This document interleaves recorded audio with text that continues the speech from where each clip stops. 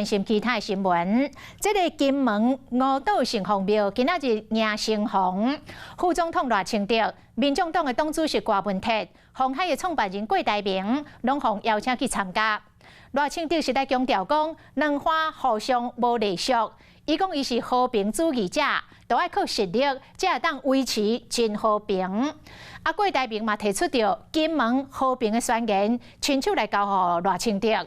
郭台铭伫金门是受到热烈的欢迎。金门县的议长洪英典更加表态来挺郭台铭。洪议长讲，伊甲国民党的总统参选人侯友宜无遐尔啊烧脑，希望郭文铁甲郭台铭会当来合作。郭文铁是讲，团结着一切会当团结的力量。秋夜乡拜拜，副总统赖清德30号透早飞往金门参加迎城隍的活动，亲任拿赢票仓抢票意数是真高。我是一个和平主义者，也是一个民主万岁者。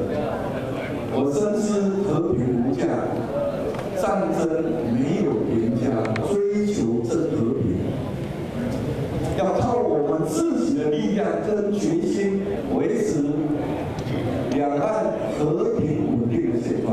强调和平靠实力，赖清德和乡亲博感情，甲特别讲到家己嘛是伫金门做兵。鸿海创办人郭台铭嘛参加同一场的活动，那和赖清德握手，甲特别提出金门和平宣言交予赖清德。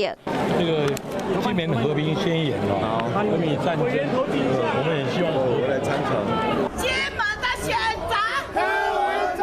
民众党的主席郭文铁同款受到邀请，和郭台铭看起来互动真好。如今郭台铭受到金门民众热烈的欢迎，加上郭文铁后势看起来袂歹，当地基层真希望两个人合作。议长洪文典更加公开来表态。侯友宜来的话，也会接待他。等一下，我们可能比较没有那么热络。国民党有意思要我当主委，我说我不太喜欢。为什么？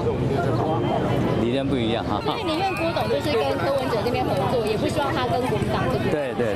旁边很多民意也是，他们彼此有没有意愿，我们也不知道。团结一切可团结的力量。那赖清德和郭文铁、郭台铭嘛到前线，指控2024总统大选，国民党有可能出现着两个太阳。郭台铭未来举动，嘛影响到哪力被选情。晚间9点，邀请您与世界同步，60分钟掌握全球脉动。